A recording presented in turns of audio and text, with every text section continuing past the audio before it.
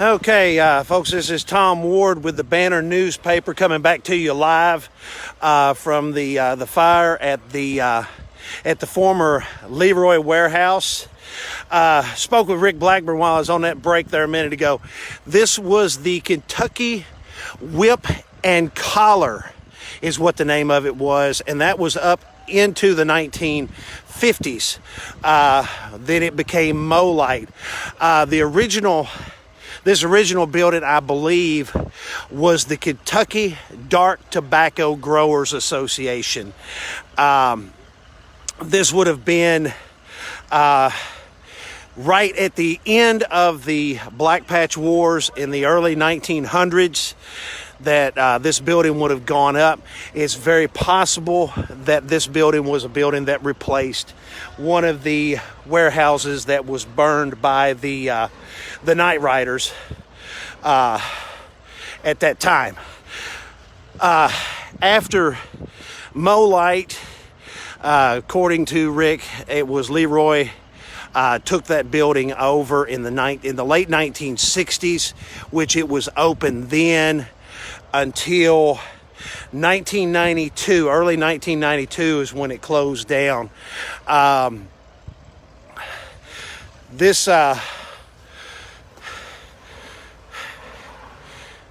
I said, this is a very emotional night for me, and I've gotten messages from some of the other folks that I worked with here that remember, many hours working in this building. It was it's just a part of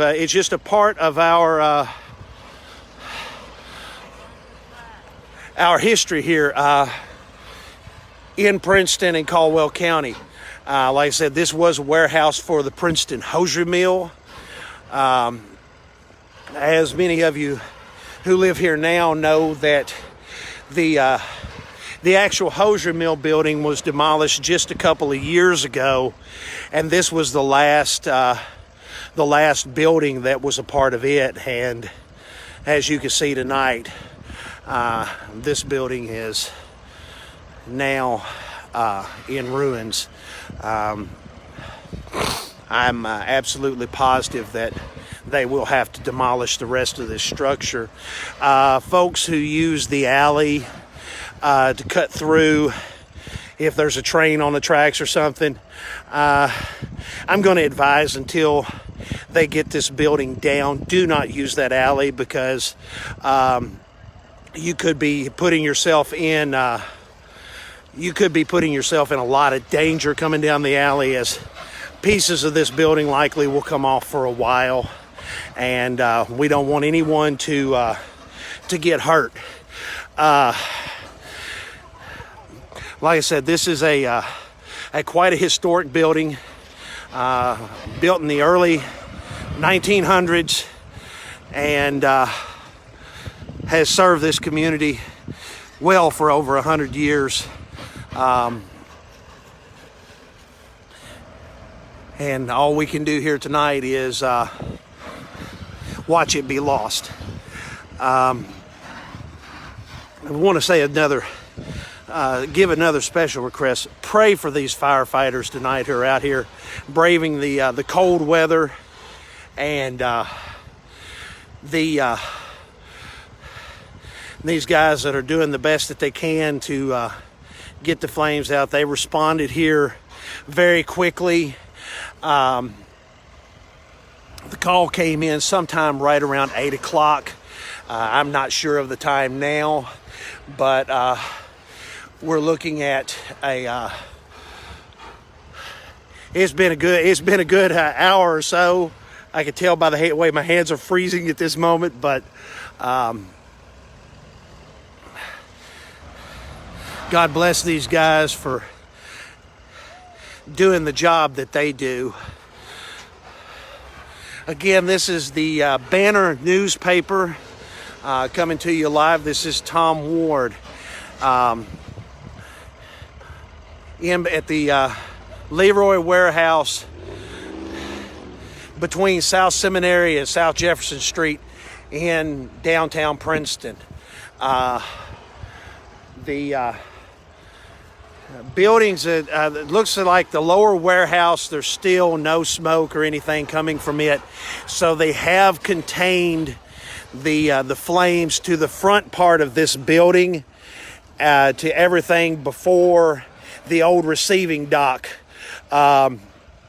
If you've ever come down this street, you probably have seen the sign on the side of the building that said receiving, and that is the dock. You can see some firefighters jumping off of the dock down here, and where I'm talking about is right there where you see the firefighters coming down the dock, right in this area here. They have kept everything confined to the front part of this building. And believe it or not, it's the first time I've ever done a live video, guys. I have no idea that my phone would even zoom up like that, or I would have zoomed earlier on some things. But as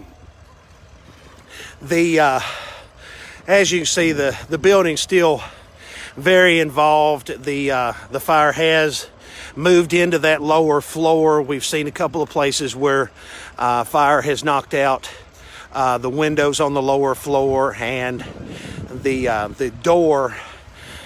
You see where the entrance door is here to the building right here, right above this firefighter's head. You can see it glowing there where that door's gotten really hot.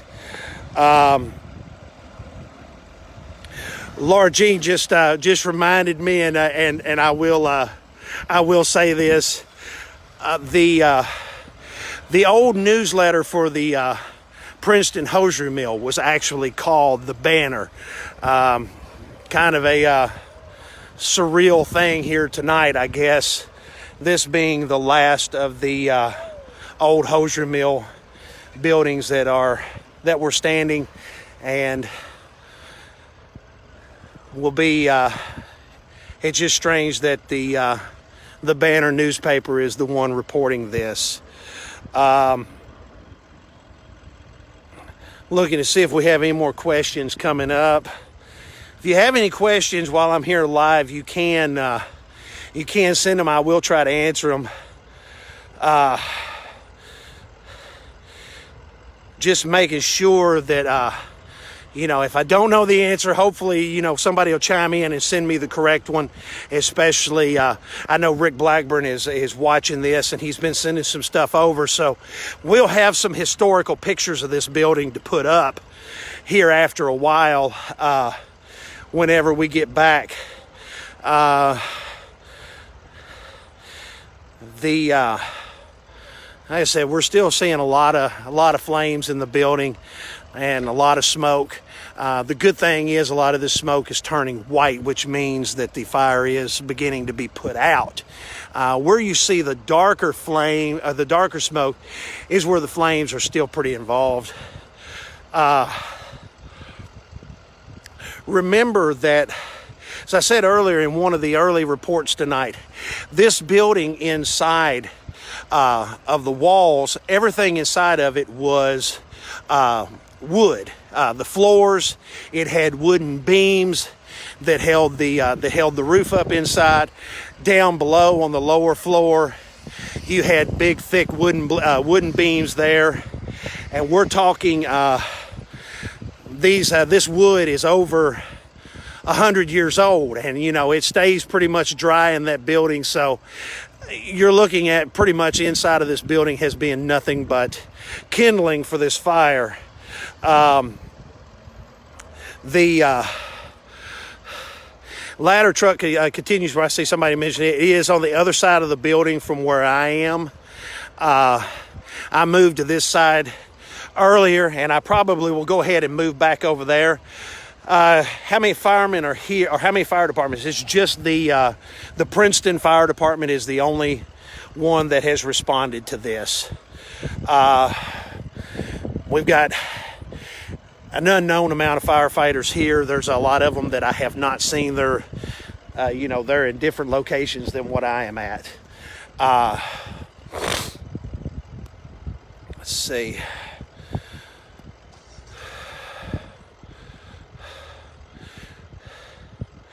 Yes, Brent, the electricity was on in this building because it was used for storage.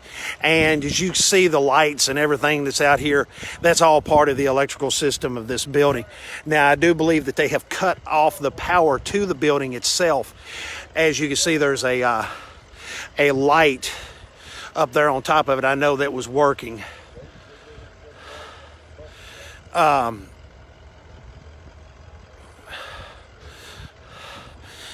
But I mean, right now, the Princeton Fire Department does have this under as much control as they can. You know, like I said, you're looking at a pretty large structure and a pretty large fire. You can see through the. See if I can zoom in here and go. Maybe this will work a little better. Not really. Unfortunately, it's so cold out here that you can't necessarily see, but you can see in that lower floor some of the fire consuming the wooden structure inside. It's just kind of a big blur.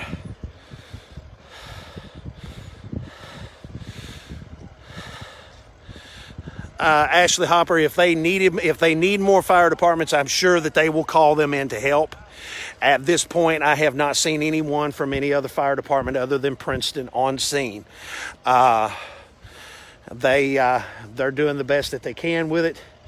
And besides, you would be looking at a situation where the bringing in more fire departments puts them in danger trying to travel here as the weather is bad.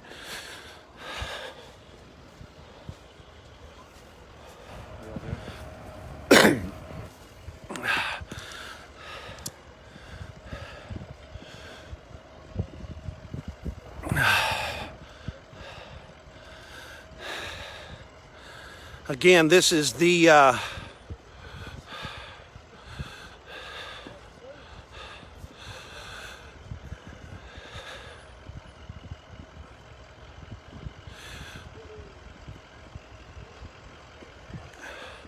okay, yeah, somebody just clarified that Fredonia and Eddyville's departments are here in Princeton. They are not here at the scene. They are at the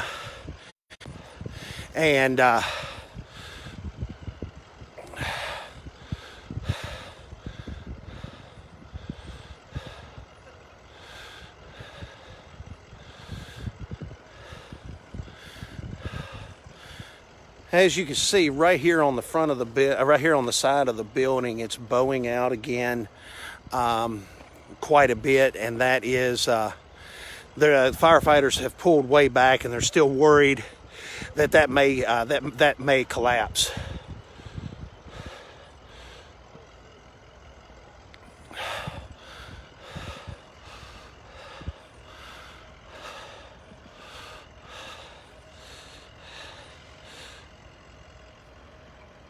Okay, I'm going to take a break. I'll be back shortly.